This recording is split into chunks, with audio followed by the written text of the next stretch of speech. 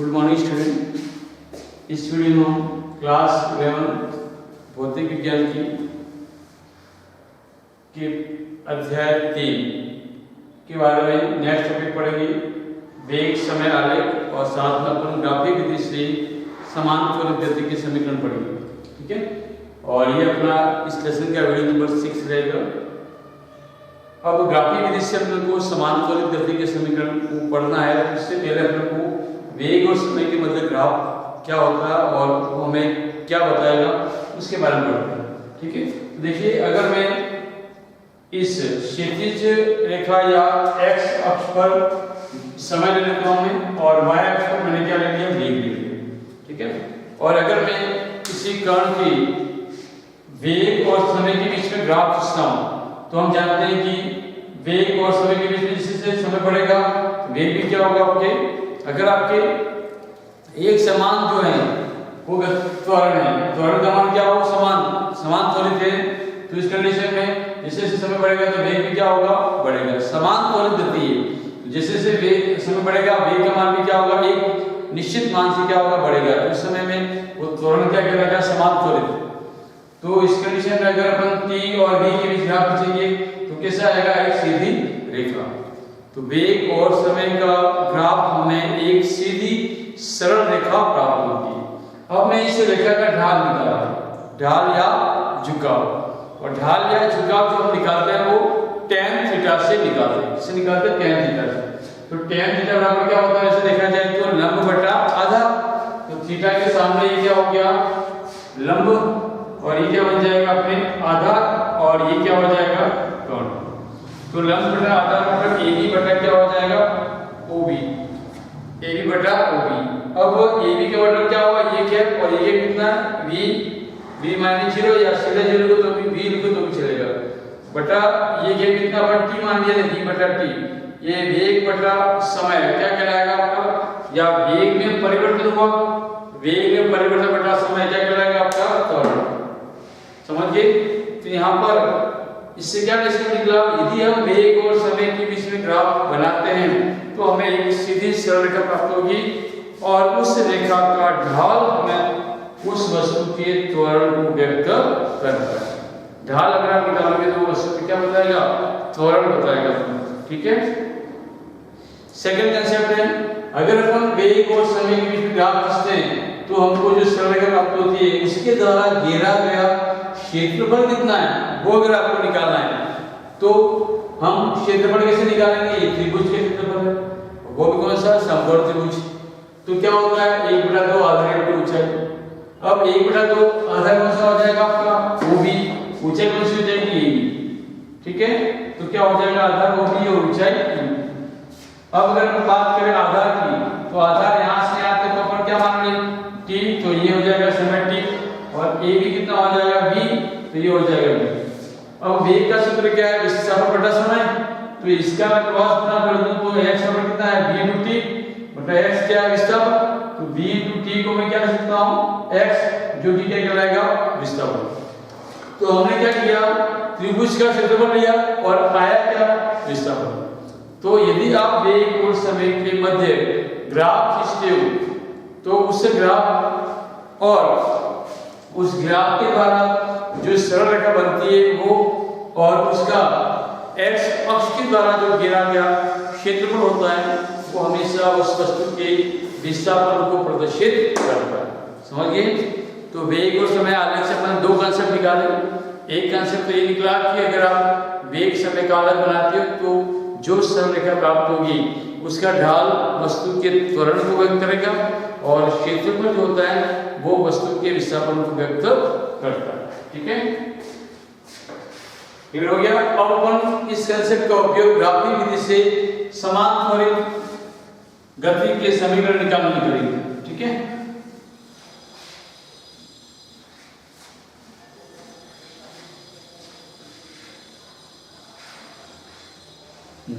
Next point है अपना समान त्वरित गति के समीकरण, लेकिन कौन सी विधि से, ग्राफ विधि।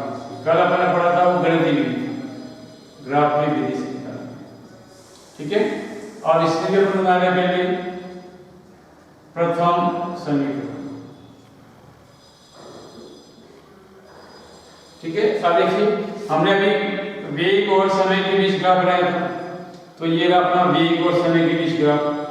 ठीक है, ये है अपना वेग और ये है समय।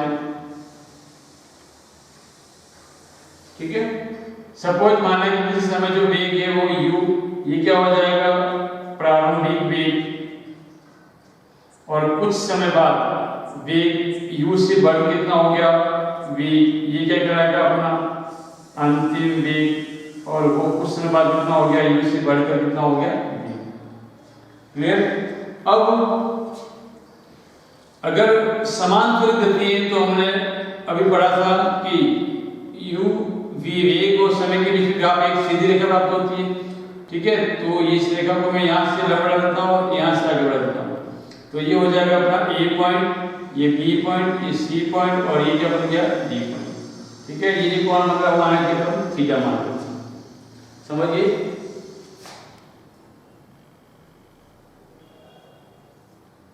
अब देखना है अपन, अगर मुझे प्रथम समीकरण बनानी है तो मैं कंसेप्ट लूंगा त्वरण का, इसका त्वरण का, और अभी अपने पढ़े त्वरण कैसे निकालेंगे। तो अगर मैं इन दोनों के ग्राफ से जो रेखा का ढाल बना उसको निकालूंगा, क्या प्राप्त हो जाएगा अपन को त्वरण। तो आलेख से प्राप्त रेखा का ढाल त्वरण को व्यक्त करता है, त्वरण को व्यक्त करते हैं। ठीक है, मतलब a बराबर क्या हो जाएगा ढाल, और ढाल क्या हो जाएगा tan थीटा। ठीक है, अब अगर मैं यहाँ से tan थीटा का मान निकालूं तो क्या हो जाएगा लंब बटा आधार, क्या हो जाएगा BC बटा AC। अब ये BC के मान को मुझे निकालना है, ये पूरा कितना है b, और ये u माइनस कर दो, ये BC कितना आ जाएगा b माइनस u, और यहाँ से यहाँ तक का कितना टाइम लगेगा उसको पर t मान लो, तो ये a बराबर क्या हो जाएगा v माइनस u बटा AC कितना हो गया t। अब इस t को मैं यहाँ ले लूँ तो ये क्या बन जाएगा a, और t बराबर क्या हो गया v माइनस u। ठीक है, अब यहाँ से मैं u को उधर ले लूँ तो v बराबर क्या बन गया u प्लस a t। ठीक है, यही अपनी गति की क्या है प्रथम समीकरण। क्लियर हो गया। अब अपन द्वितीय समीकरण बना रहे हैं, ये पहला हो गया द्वितीय समीकरण।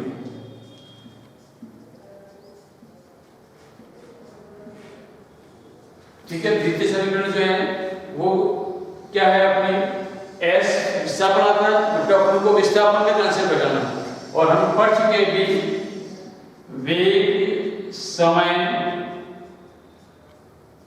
आलेख का क्षेत्रफल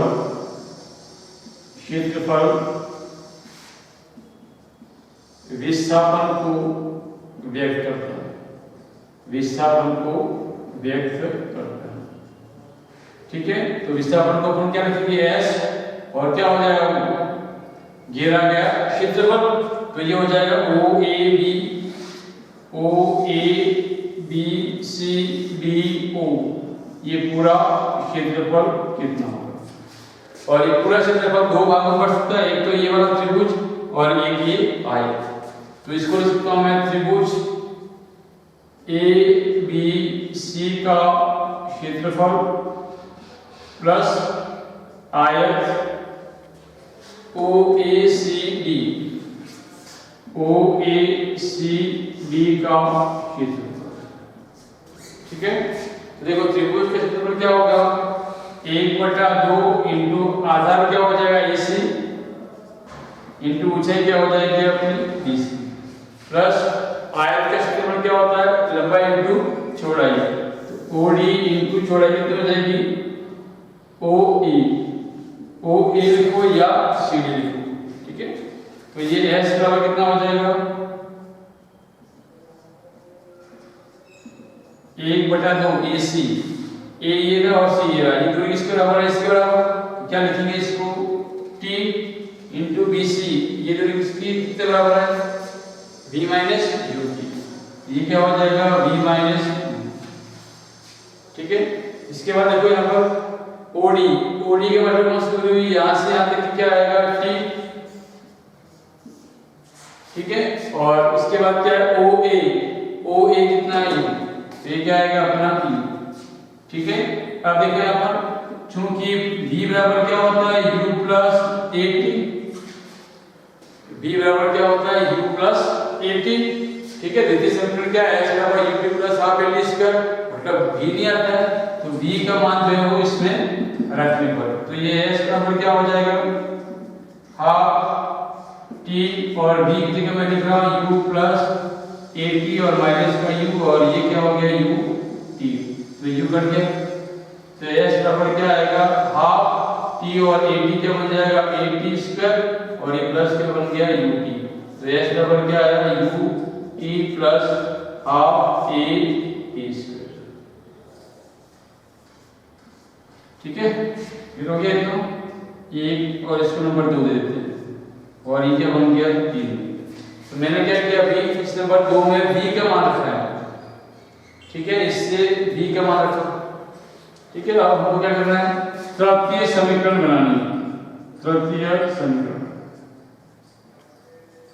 तो तृतीय समीकरण जो है उसमें अपन क्या करेंगे, ये जो अपना समीकरण नंबर 2 है, समीकरण 2 से, तो समीकरण 2 क्या है, s बराबर half T D minus you plus you और टी। तो यहां से अगर मैं t को कॉमन लूं तो ये v माइनस यू प्लस ये u, ठीक है। और इधर से मैंने क्या कर दिया, t को कॉमन ले लिया, ठीक है। t को अगर मैं कॉमन लेता हूं तो देखना क्या होगा, और चूंकि v बराबर क्या होता है, u प्लस ए टी, यहां से मैं v माइनस यू को उधर ले लूं तो क्या हो गया, ए टी, यहां से a को उधर ले लूं तो v माइनस यू बटा ए, क्या हो गया t, ये t का मान यहाँ लिखा, ठीक है। तो s बराबर क्या हो जाएगा, देखना 1/2 को गुणा कर दो तो ये तो हो जाएगा v/2, और ये u/2, और ये u, ठीक है। और साथ में t का मान क्या है, v माइनस यू बटा t, ठीक है। अब ये s बराबर ये तो हो गया v/2, और ये u/2 माइनस का, और ये प्लस का, एक में से आधा u का कितना रहेगा, आधा u प्लस का रहेगा, तो ये हो गया u/2, और ये हो गया v माइनस यू बटा e। और सॉल्व करो तो s बराबर क्या हो गया, इसका लघुत्तम 2, ये हो गया v प्लस यू, और ये v माइनस यू बटा e। 2 इंटू a गुणा किया और इसका यहाँ गुणा किया, तो ये हो गया 2as, इधर क्या रहा v प्लस यू और v माइनस यू। और हम सॉल्व करें तो ये s बराबर a plus b, a minus b, क्या हो जाएगा, v square minus you square. तो ये अपना गति का तृतीय समीकरण है, इसको उधर ले लो तो v स्क्वायर बराबर क्या बन जाएगा, u स्क्वायर प्लस 2as, ठीक है। ये अपना गति का तृतीय समीकरण फिर हो गया इतना। तो ये हमने ग्राफिक विधि से समान त्वरित गति के तीनों समीकरण बनाए, फिर हो गया। इसको आप अच्छे से नोट कर लेना, ठीक है, और ये इंपॉर्टेंट भी है।